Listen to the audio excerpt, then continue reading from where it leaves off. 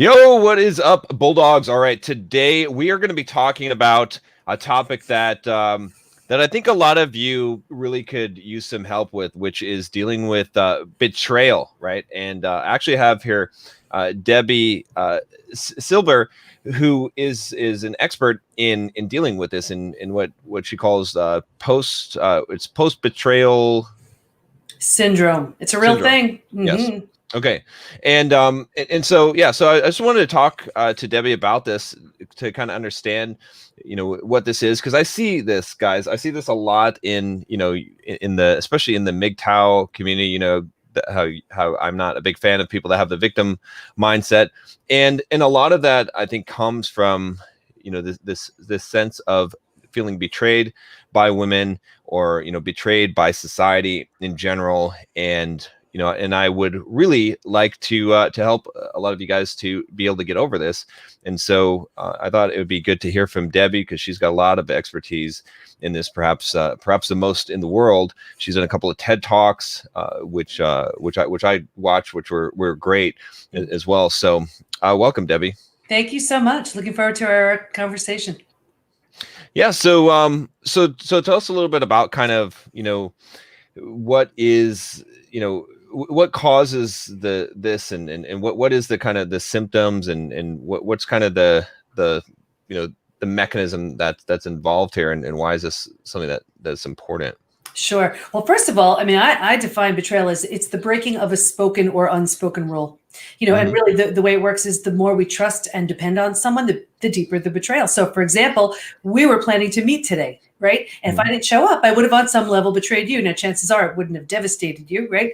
But then take like a child who's completely dependent on their parent, and then the parent does something awful. That's going to have a bigger physical, mental, emotional impact. So it's that shock. It's that sense of you thought you were both on the same page, and then you learned that, without your awareness or consent, someone broke that either spoken or unspoken rule.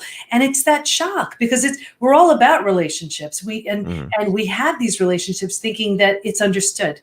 The longer we're in a relationship with someone, we just assume, and we think that person is playing by the same rules. So when we learn that that's not the case, it hurts. And it could be a family member, a partner, a friend, a coworker, someone in a position of authority. It really doesn't matter. It's the shock we experience and all that it leaves when there's that breaking of a spoken or unspoken rule.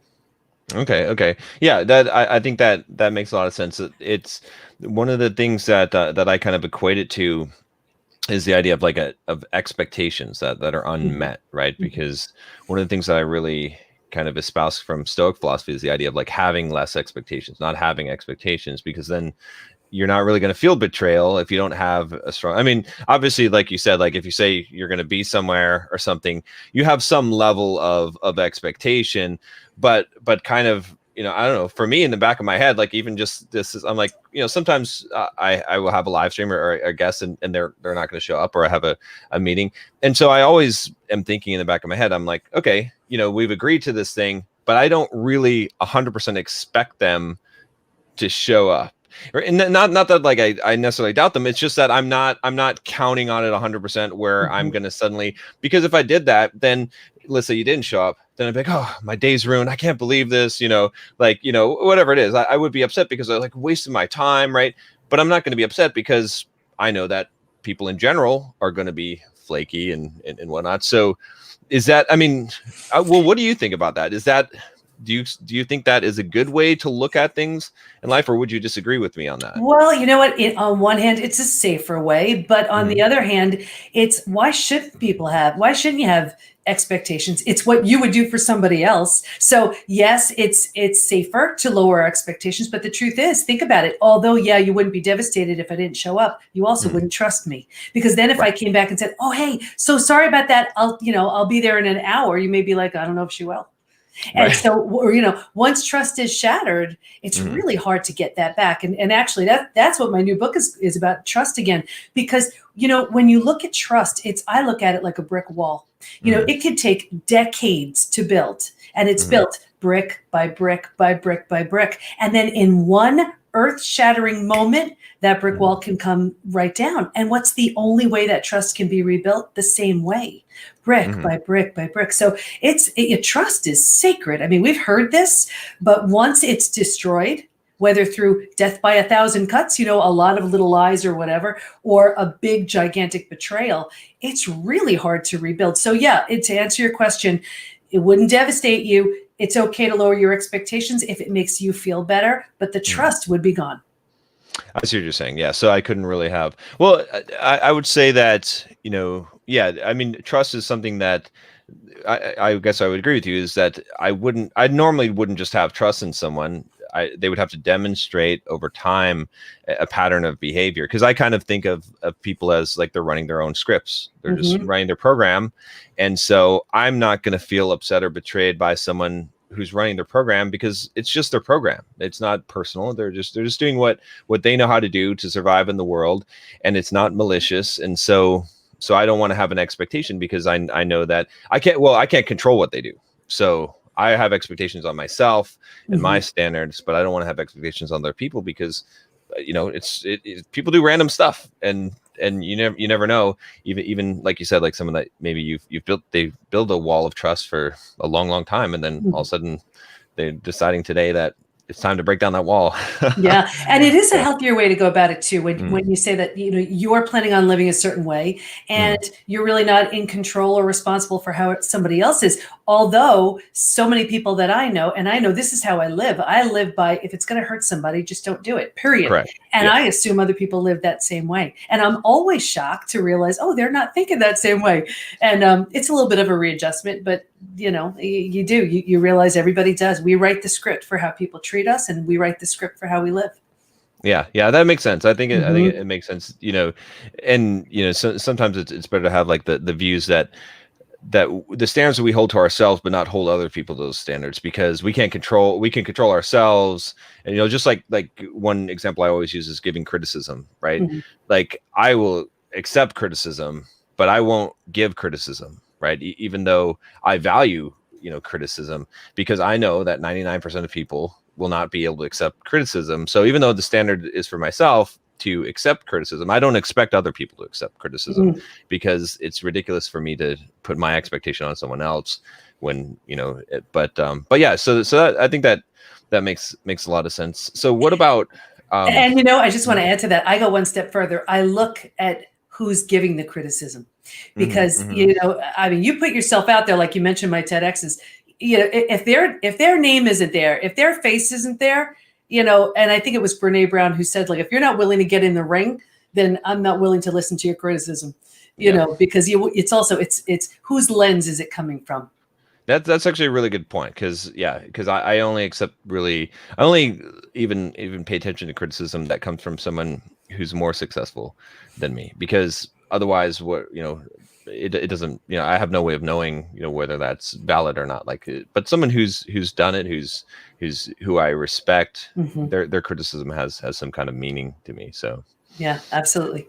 So what about now? Okay, I think digging into this, I think again a lot of people really in the world, especially the guys I deal with, they are struggling with feeling betrayed, right? I mean, my first line of defense is to try to make them stoic and help them to not have the expectations on the world.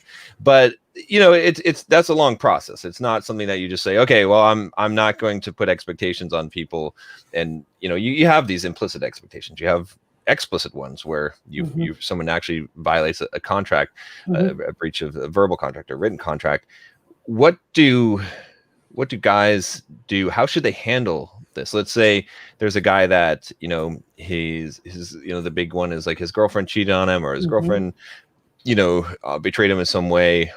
What's the way to handle and get over that so you can get on with your life? Yeah, well, I have to say, and we have some guys in our community, and on some level, the guys have it harder than the women, because guys are taught not to share their feelings. So here they are, their heart is just as broken as the women, who are betrayed. They're just as hurt. They're just as blindsided. They're just as devastated. Their lives are in, a million pieces. And the day before they thought everything was fine.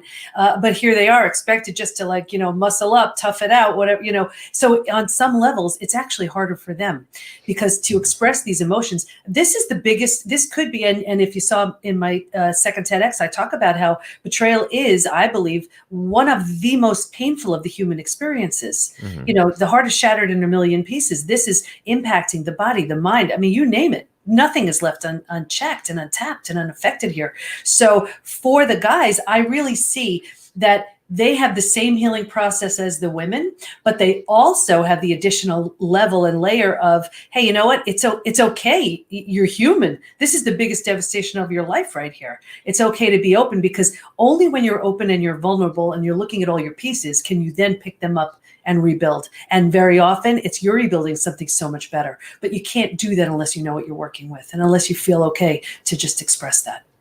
Okay. Now I have to push back a little bit on that in the sense that, like, as a man, I think, in the guys that I work with really want to be masculine men, right? And so they are seen and expected to be pillars of strength. And so I agree with you in part, but I kind of want to clarify and then see, and maybe we do disagree on this, but but as far as vulnerability, right? One of the things I always tell guys is that, no woman wants to see you cry.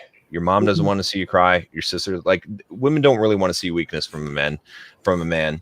But the place for maybe that kind of vulnerability, as I always tell guys, have a close group of guy friends that you can count on, because that's where you can be a little bit more vulnerable. That's where you can show a little bit of weakness, because, hey, we all know we're going through this stuff together, but not to the world, not to the general world, not to your girlfriend, not to, your mom, or like to these guys that you trust, that are sort of part of your inner circle, that know and will strengthen you. And so that you can, as a group, present a strong front to the world, because you need to be strong. I think the world needs strong men. Do you agree with that, or is that? I agree with it in part. Here's what I see when that man, and we have very strong men in our community, but they're really struggling here. Their heart's broken when they don't have that space to just feel safe enough to just express that, and they keep all that inside. If there is a recipe for stress-related illness, it's that. It's that. So, but that's also why in our community, we have a men's group, and it's specifically for, hey, listen, I get it. You don't want to be, around all these women and you want your own place. You can have it here, but it very much has to be that they feel comfortable expressing as well. And I have to tell you, just even with my own healing journey, I was the strong one, and I was like, man, I can't show any weakness. I can't show that this is upsetting me and whatever. And I have to tell you, the minute I started sharing my story and sharing, this vulnerability, which was the hardest thing I could do because I'm a very private person, not only did I heal exponentially, the response I was getting from people was, "You're the strongest woman I know. I can't believe how strong you are. How can you do this?" And what that did was it fueled my healing. So there is tremendous strength in vulnerability, and not in like airing out your dirty laundry kind of vulnerability. I'm talking about you're just being real. You're being honest. When you're not, it's a shell. It's like, I look at it like types of eggs. There's like the hard boiled egg where you have a big hard shell on the outside, but there's just mush on the middle. But you could be a hard-boiled egg where maybe you're not giving off that tough guy persona, but you are solid through and through. That is a truly healed male. I would agree with you about that, because I think there's some confusion between vulnerability and weakness, and there's always debate on these. And the way that I look at it is like vulnerability is something that you're willing to show because you're strong, because like I always use the example of like Braveheart, if you've seen movie, right? The part where they're all like lined up on the hill, and then they turn around and they show their asses to the right. That's vulnerability, and because you're showing your vulnerable part, like you know what I mean. But the reason why they did that was because they knew they were so strong. Because if you're strong enough that you can show what someone else would perceive as a weakness, then that says something about the strength. So I think I would say that, yeah, I probably agree with what you're saying. The idea of being transparent, and I think it just depends on how you're presenting it, right? So like, I can tell stories. I've told stories on this channel of betrayals that have happened to me, but I don't tell it in such a way as pity me, give me like your pity. It's more like, this is what happened, and this is how I felt about it at the time, and this is like my honest account of the thing, as opposed to me trying to, or even worse, when someone tells a story and they're like, oh, well, yeah, I didn't really care about that. Like, no, you did care. Like, it's not true, so yeah. Well, So you want to tell it. Yeah, absolutely. I still agree with what you're saying. You want to say it from a healed place. I think it was Dr. Joe Dispenza who said, wisdom is the experience without the pain. And I know personally, I wasn't ready to teach this stuff until I was at that place of wisdom, because how can you teach if you're figuring it out for yourself? But there's no greater teacher than someone who's been there, who's healed from it, and now they could say, here's the journey I took. Yeah, no, I agree with that a lot. Okay. So suppose that, again, to go back to like a guy that's trying to deal with this, because I think right now we're in a place where, and it's fueled by echo chambers and the internet and kind of group identity, of a lot of men, a lot of young men, especially, frustrated that where they feel like, and sometimes it's even just a transference of betrayal. Like, they haven't actually been betrayed themselves, but they know guys that have been betrayed. So they have this anger, they have this resentment towards women and towards society in general, right? This kind of nihilistic viewpoint in life. And it really, I feel like it is, they're whether they've actually been betrayed, they're embodying, those feelings. How can what should they do to get past these things? Like, what kind of steps should they take in order to do that? You talked about like being vulnerable and kind of sharing that, but what other ways can they look at this, or to get over it as quickly as possible? Yeah. Well, first you have to know if you're being affected by it. And I'll tell you, we see it in every area of life. Like, we see it with relationships in two ways. Number one would be, you have repeat betrayals. The faces change, but it's the same thing. That's how you know you haven't healed. The other way would be, you put that big wall up. You're like, no one's getting near me again. You have not healed. We see it in health too, where someone goes to the most well-meaning doctors, coaches, healers, therapists, to manage a stress-related symptom, illness, condition, disease. At the root of it is an unhealed betrayal. And we see it with work too, where I see it in two ways. Someone wants to be a team player, but they're afraid. The person they trusted the most proved untrustworthy. How could they trust that boss or coworker?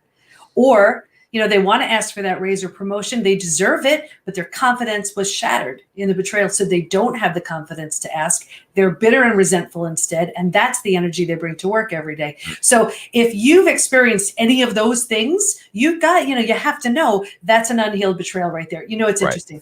A guy interviewed me a couple of weeks ago, and he said, Debbie, I really didn't experience betrayal. I'm like, that's fine. Not everybody does, certainly. And so I'm talking, and all of a sudden he stops me. He said, oh my gosh. He goes, when I have a brother, and my brother used to always break all my stuff. I was 4 years old. I get a great toy. And he's like, can I play with it? And I said, no, because you're going to break it. Because no, I promise I won't. And he takes it like 2 minutes later. He breaks his toy. He goes, I'm 36. I don't let anybody touch my stuff. So you have to know where it's affecting you.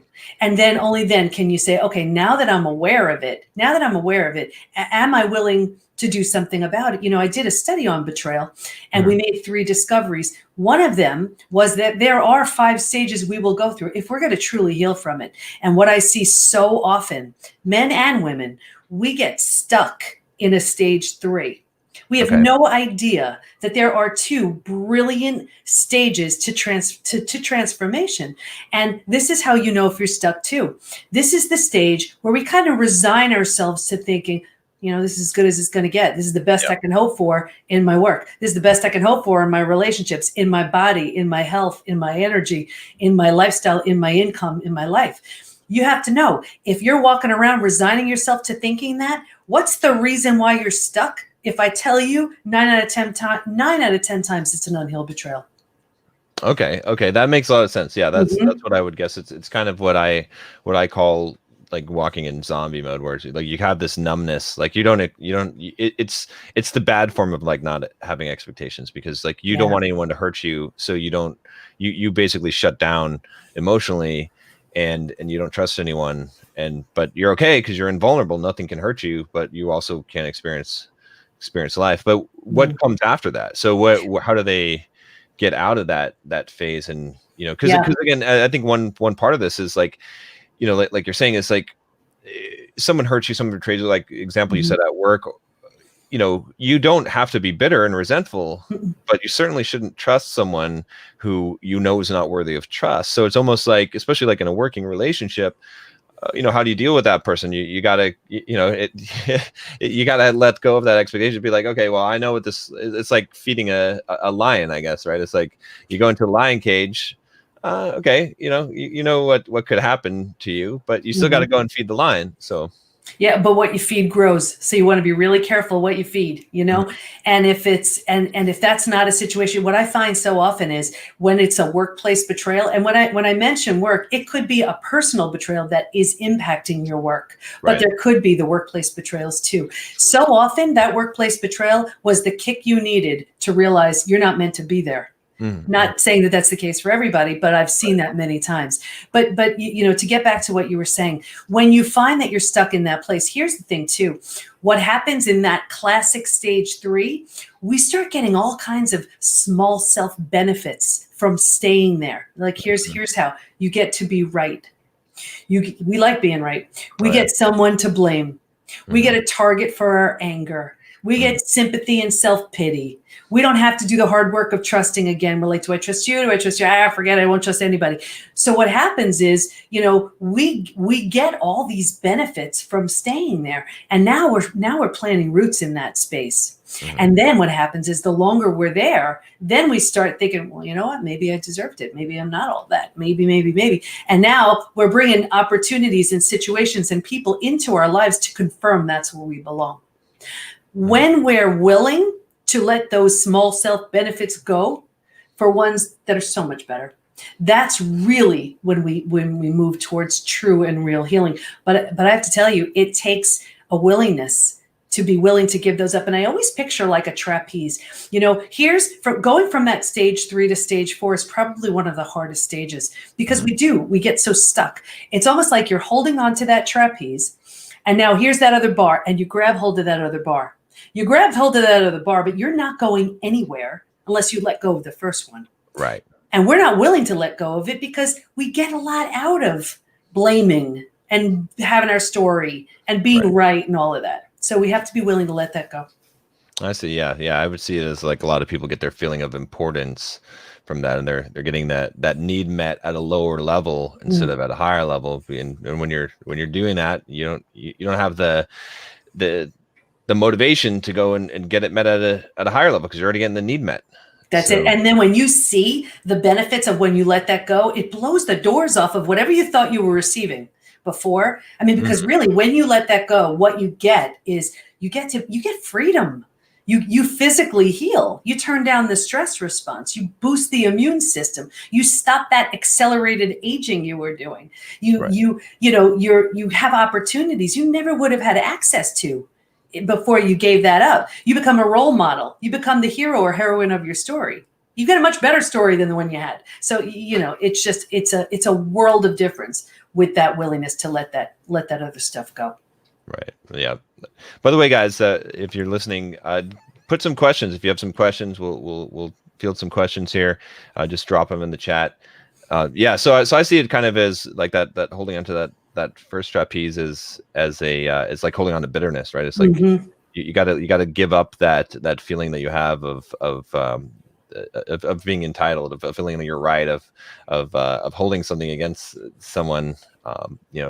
So then when you go to, that's step 3. What is step 4? Or then in the 5 stages of betrayal to breakthrough, so one is sort of like a pre kind of setup stage. Stage two, that's when you're blindsided. That's the shock to the body, the mind, the worldview. That's D-Day, Discovery Day. That's really, it's like when that person you thought you knew so well kind of takes that mask off, saying, no, this is who I've really been. It's a shock. Okay. It tattoos itself on your body and mind. Your worldview, the way you look at the world, these people are safe. These are the rules. This is how it works. Shattered in a moment. So that's truly when the bottoms out on you.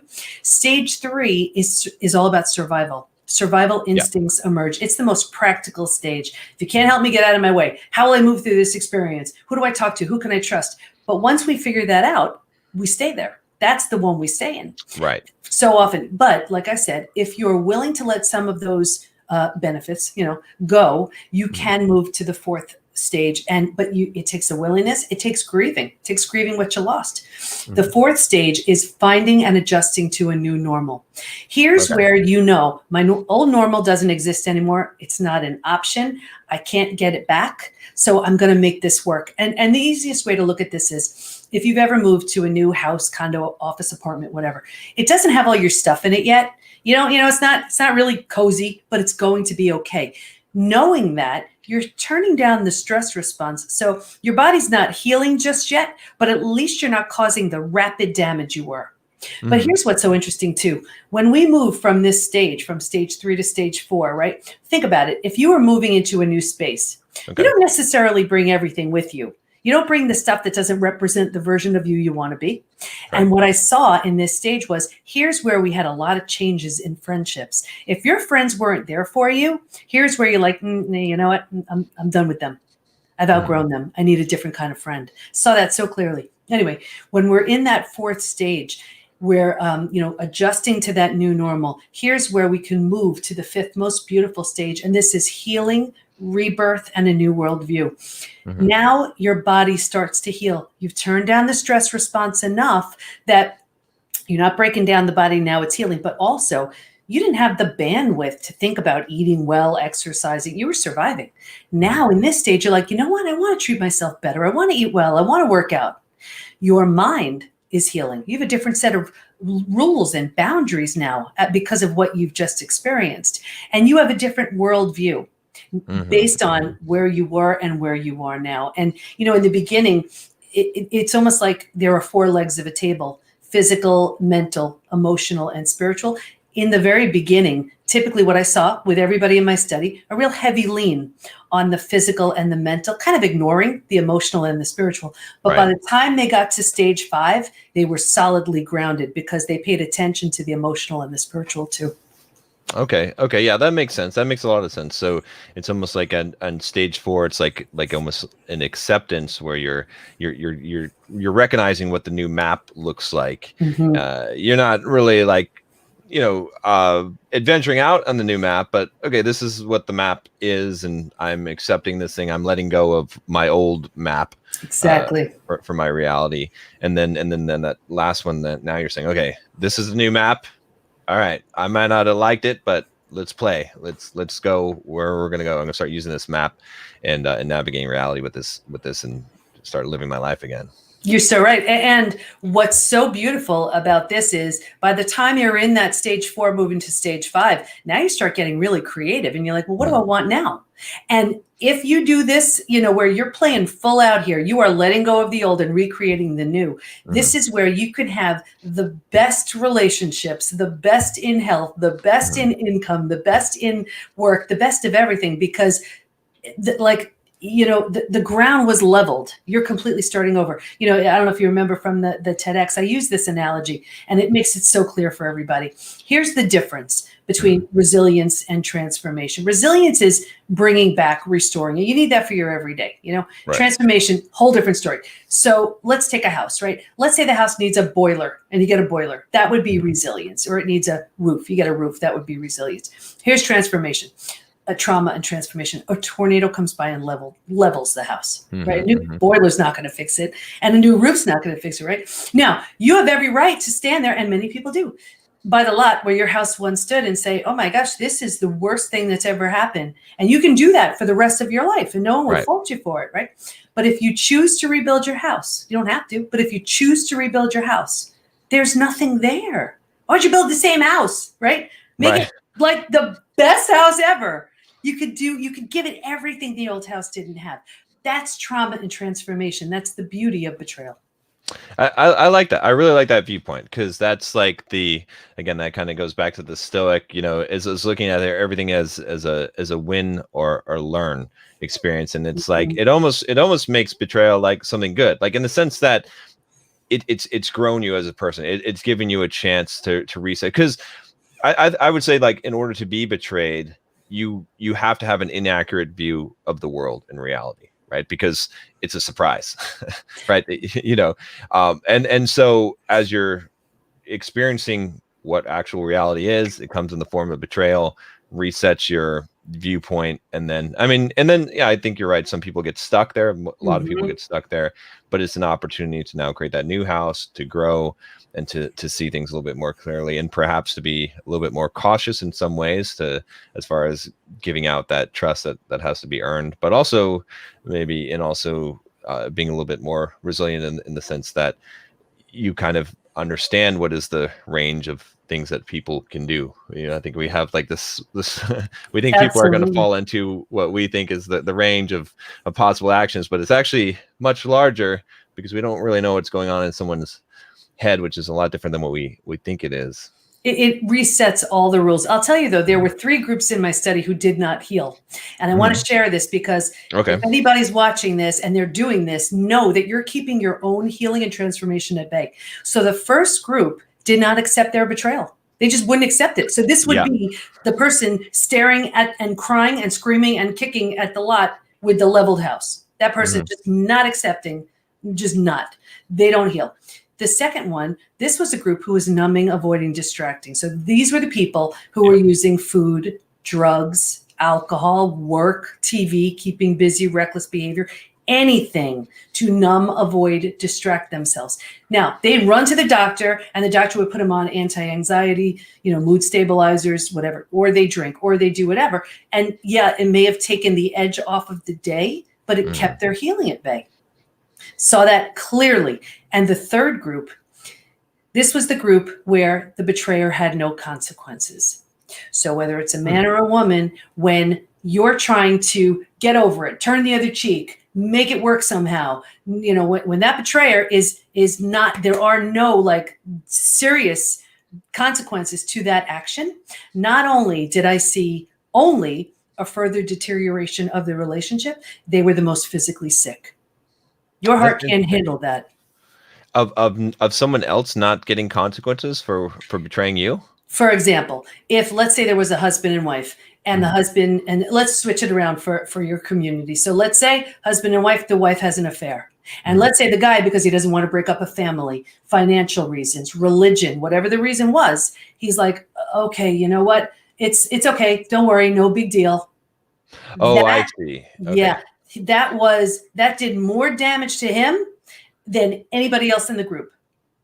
Now, I'm not saying you try to recreate something entirely new if the situation lends itself, if you want to. What I'm saying is when that person who was betrayed tried to just get over it to make it easier for everybody else, they were by far, hands down, the most physically sick.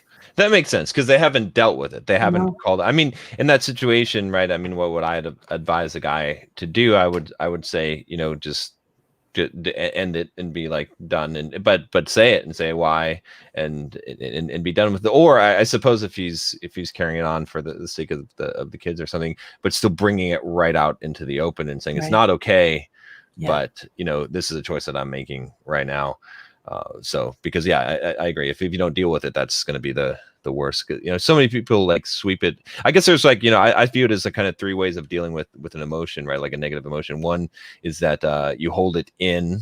The second is you let it out on other people, express it, dump it essentially. And then the third one is you feel it and then release it, like which is to actually deal with it, to integrate it. And yeah, so like the holding it in would be probably the worst possible thing, because you're gonna really be, that's where you really are brewing with that bitterness inside you, and no one sees it coming until all of a sudden you explode and you just. That's it.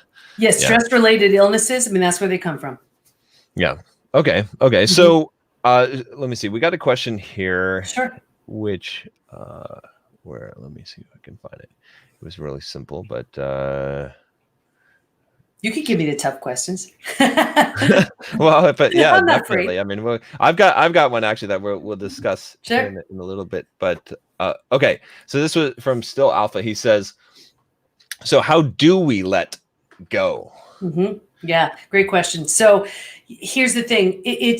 There's a fine line between making sense and meaning out of your experience Hmm. and when you go over it a bazillion times, coming out of it with no different answer than you have the billion times beforehand. You and only you know when you have gone through it enough times. When that's the and when I say that, I mean, we lay down these tracks in our brain, and every time we think about it, there's this like chemical cocktail that's being created. And we just release these stress hormones and chemicals, and we just keep going over it and over it, and then we have feelings and emotions, and it fuels more of these thoughts. Now, we need to go through that to a certain extent so we can come to this place of, okay, I get it. You know what? Now I know what I'm working with. Now I see clearly. Now, and we've made meaning out of it. But once you've gotten to that point, once you've gotten there, and then you continue to keep doing that, now you're causing stress-related issues and diseases. Now you're rooting yourself firmly in that stage 3. So you have to know how long you've done this. And here's the thing, it's different for everybody. Some people stay there for decades. Hmm. Some people really move through it as quickly as they can. It's still a process. I mean, if your heart's been hurt, it's going to take a while, but it doesn't have to take years and decades. That's for sure. So you have to say to yourself, did I extract whatever meaning I was supposed to get from this experience? What did I learn because of it? Who am I becoming because of it? What will I never do again because of it? What will I look for? How sharpened is my BS meter so I could see something like that coming from a mile away?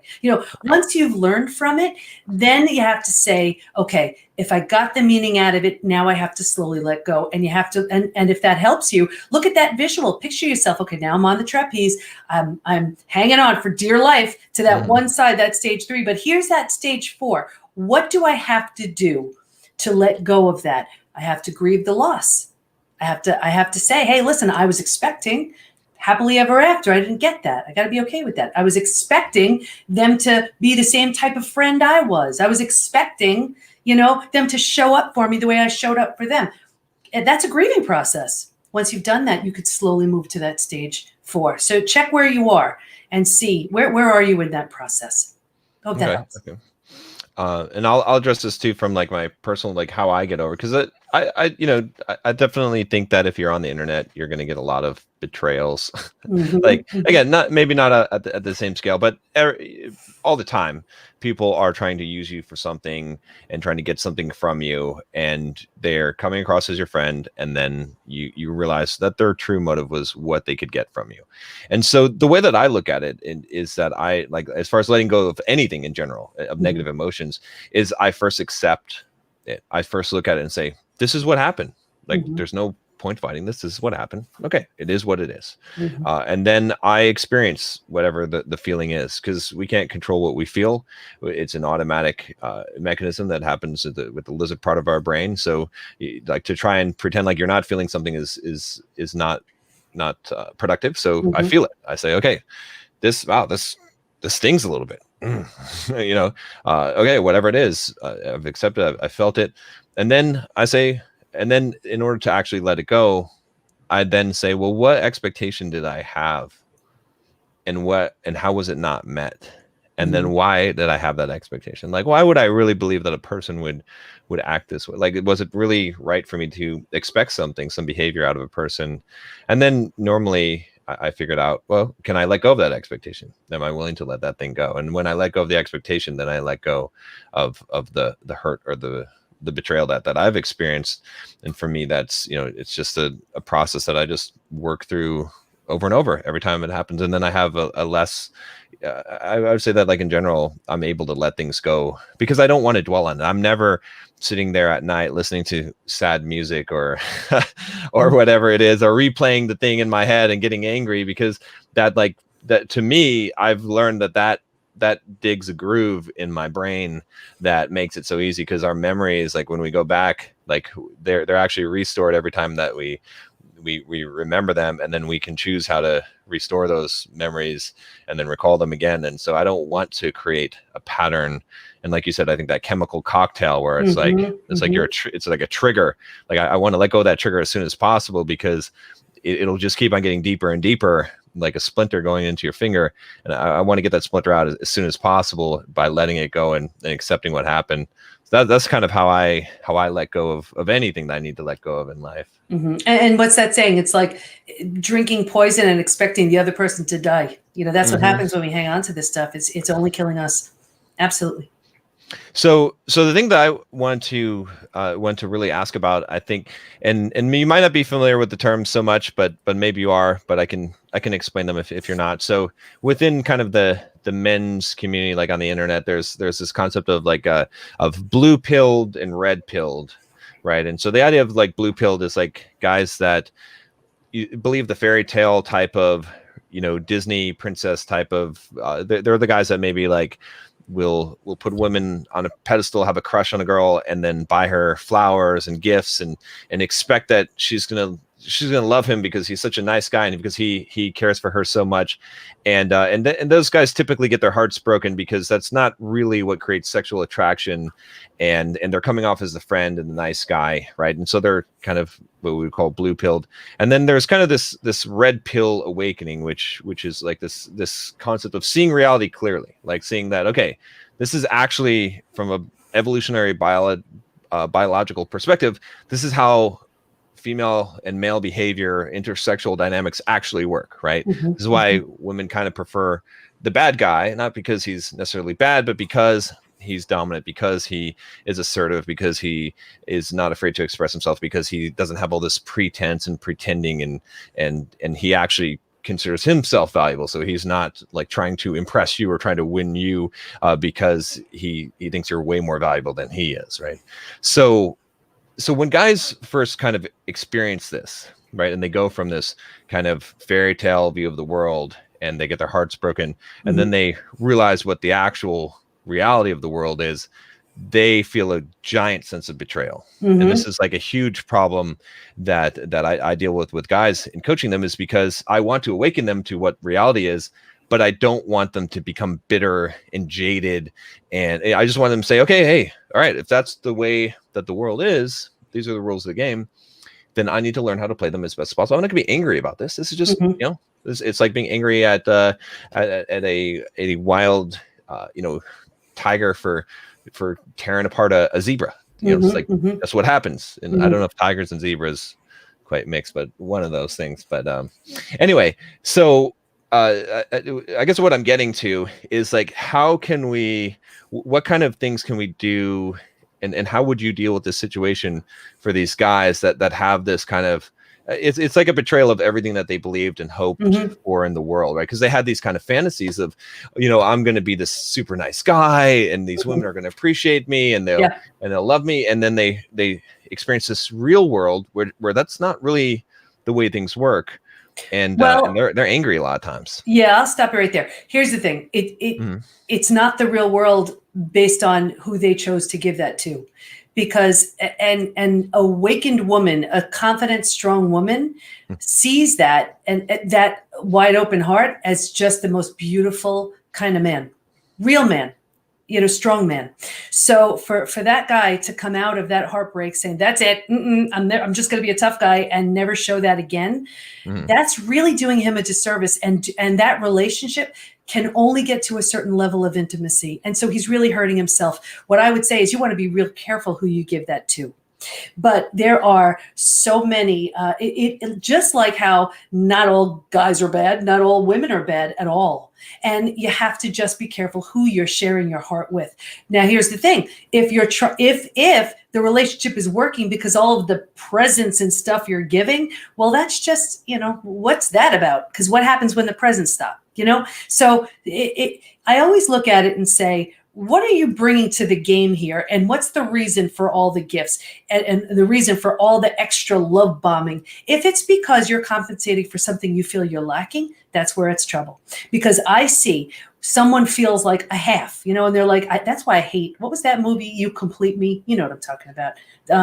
He says, Oh, you know what I'm talking about. yeah, I know what you're talking about. Whatever. Yeah. You know, McGuire.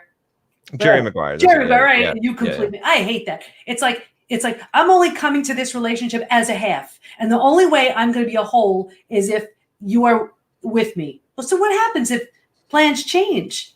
Best he's got is a half again. So what my work is taking that person, making them feel 100% whole and complete. Now, from that space, you meet someone else who's 100% whole and complete. Now you're a power couple. It's a whole different thing. But if you're saying, I'm really not feeling like I'm all that, so the only way I could win her over is by, you know, making up for that other half through presence and all the other stuff, that's the work right there. Way more than just coming out of it saying, that's it, not doing that again. Okay. There's things I agree with there, things I disagree with. So I definitely agree with the idea of the whole of not coming in as an incomplete person. Looking for someone to complete you is going to be needy and desperate, and as a man that bases his life around a woman is going to be a man that is not attractive and is weak and is not going to be happy. You know, he has to have his life based around his purpose and mission in life, and that will be the most attractive trait that women will find attractive in a man. What I have to disagree with a little bit, though, is just the whole the whole like blue pill, red pill kind of concept, because, you know, it's I think that most of the world thinks that you know, kind of what you had said about like how women behave a certain way and then they find these traits attractive, but in reality, that like the raw biology of it is that women find assertive and dominant men to be attractive, and to some degree selfish men. Now, whether or not that's good for a relationship, that I would totally agree with you is probably not the traits that are going to result in a healthy relationship by anyone having them. But, you know, I think definitely, you know, from my experience, from experience of a lot of men that have kind of realized this truth about reality, that it's a lot harsher than what, you know, than the fairy tale viewpoint. And that's where I'm kind of trying to get to is like, how can men learn to deal with this harsh reality of, you know, because they think things are one way, and, you know, and we can just observe this from, you know, just seeing how, you know, relationships and women interact, and the kind of guys that women generally choose. They don't really choose the guys that necessarily would be the best for them in a relationship, which, you know, which I would agree with you that those traits would be more beneficial, but they choose the guys based on really things like status, how they portray themselves, confidence, behaviors, things that might be considered negative traits, unfortunately, in some circumstances. So, you know, when a lot of guys that have a lot of the positive traits that you described learn that, they feel greatly betrayed and they feel very angry about it. Yeah. So what can they do in the sense of like to overcome that, and to you know, to deal with that sense of betrayal? Because everything that they believed about the world, they're finding is wrong. Yeah. And again, you know, we may just be disagreeing on this one because I mean, I've been working with thousands of women for 28 years, and it's the ego part of it. It's the narcissistic part of it. It's all about me part of it. That is the problem with a confident man. There is nothing wrong with a confident man. You're right. That's what's attractive. A confident man who feels, okay, I got this, I can do this, I'm strong. But it's when the ego takes over, and you know, it's all about me and it's my world and you're lucky you're a part of it and that's it. And, you know, that's when it could be a match for a very certain type of woman. The minute that woman wakes up, that man's in trouble. The minute that woman starts becoming a bit more evolved, he's screwed. So that man who's thinking the only way I'm worthy and deserving is by my persona and and how much money I make and my status, the woman that attracts that, it's a very different energy than the man who says, okay, you know what? I just was, you know, giving way more than I was supposed to. What was behind it? My insecurity. Let me become secure. Let me become really confident, be a really good guy, a good, solid guy, you know, feeling good in my own skin so that I'm attracting everything I want to attract. And I don't need to do that. Very different level of woman shows up.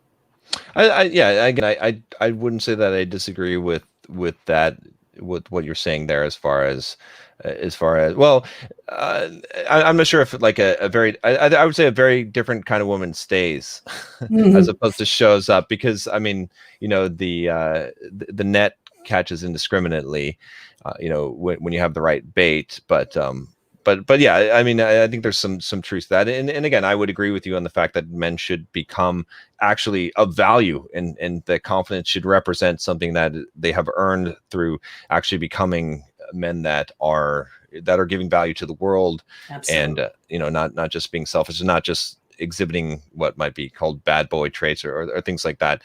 So I would agree with that, but I would still say that there's a big uh, you know problem with the guys that realize what the world is actually like, Mm.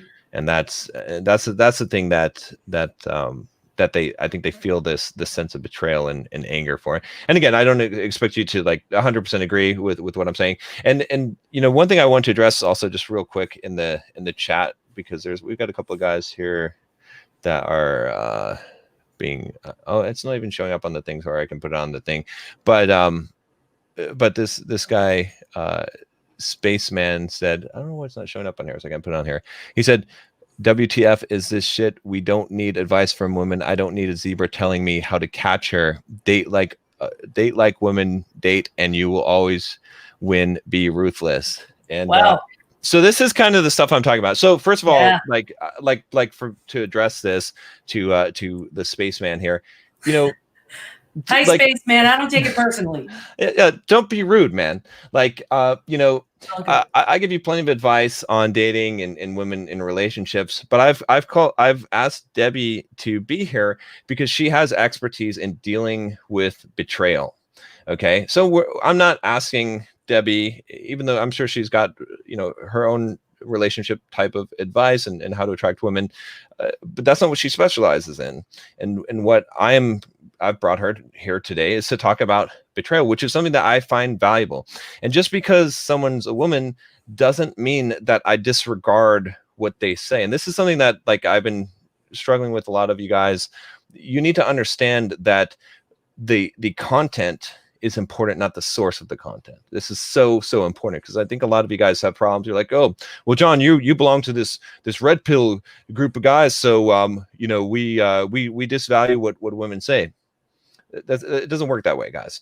What I value is what is correct, logical information that is valuable to your life. Okay, doesn't matter the source.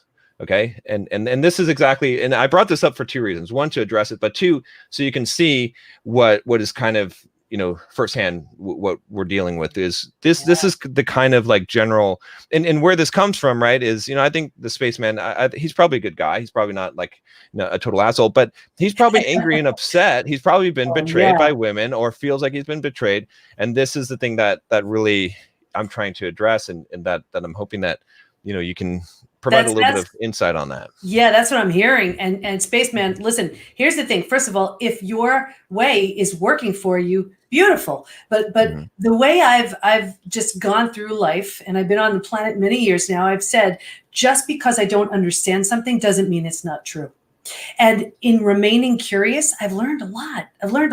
And I learned from everybody. And then I say, does that make sense for me? Intuitively, how does that feel? Could I, believe some of that? What would help me get into a better space I am? Because here's the thing, spaceman, and then everybody else, your life right this very moment is a representation of every single thing you believe in. So take a look at your health, at your finances, at your relationships, at how you feel about life in the world. And if it's the best it can be, you're doing an awesome job. But if every time someone tries to bring new information to you, it's only like, no, you're not stupid, I'm not listening. Who's a woman and to say anything, you may want to think, first of all, why would you be resistant to possibly opening up your mind to learning something, right? And could anything in my life get even a little bit 1% better? If so, I mean, I'm all about personal development. 1% every day to improve. That's right. Beautiful. So, it sounds like he's angry, and sorry if I'm a trigger for something. Not all women are bad. They're not. just like how not all guys are bad. Right. Right. Yeah. I think there's a huge difference. I try to teach the guys that I work with in understanding what the general nature is of women, right? Which is biologically sort of, there, right? And men have natures as well, and malice. It's like, it's not malice just because someone behaves according to their biological like instructions does not make it malice. Whether you like it or not, that's fine, and whether you accept certain behaviors, that's also up to you. But here's what I would say too. Transformation happens when you tell yourself the truth. Mm-hmm. So if life isn't working for you the way you want, here's where you're completely and totally honest. And maybe I'm just the trigger getting you to think a little bit differently. Maybe to say, you know what? Yes, I've been raised with these beliefs. Yes, I've had some bad relationships. Yes, this is all I know. But if it's not bringing me to where I want to be, let me see what piece of this can I just start unraveling in my life to move towards something that would make me happier, not for anybody else in the universe, but just so I feel better at the end of the day. I agree 100% on that. Mm-hmm. Yep. Well, Debi, I really appreciate you coming on here and facing the fire, considering that's all right. my audience is, but you know what? I try to get a lot of different perspectives and just hear, wherever I see wisdom. And I looked at your site and I went through and I was like, okay, this is good advice, right? Regardless of whether guys are going to like it or not. And that's the one thing I try to do is like, I know that there's going to be some hostility, and hopefully that hasn't, you seem like you're a person who deals with this kind of stuff and it doesn't take it personally. But no, you know how this works. You put yourself out there, you're looking for it. But here's the thing too, I did this PhD study that proved these things. And we also have the post-betrayal syndrome quiz. We've had over 8,000 people take it in the last year and a half. A good amount of men have taken it. So I'm getting firsthand responses of everything they're thinking and feeling. And if you don't think men feel, we're never broken, we feel broken, just as broken as women coming off heartbreak like that, I see it every single day. I read every single one of those quiz responses. It's real. Okay. Yeah, no, I don't doubt it. So guys, there's actually a link down below, and Debi has it in her name tag. But if you go into the description, you can go to the pbtinstitute.com.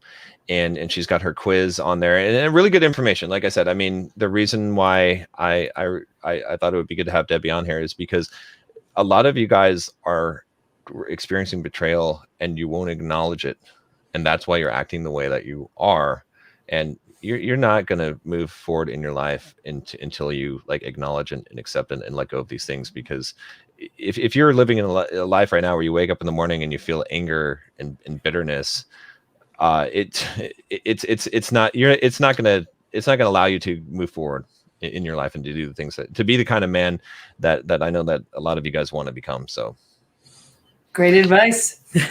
All right, Debi, thank you again. Thank you so much. Have a good rest of the day. Bye, everybody.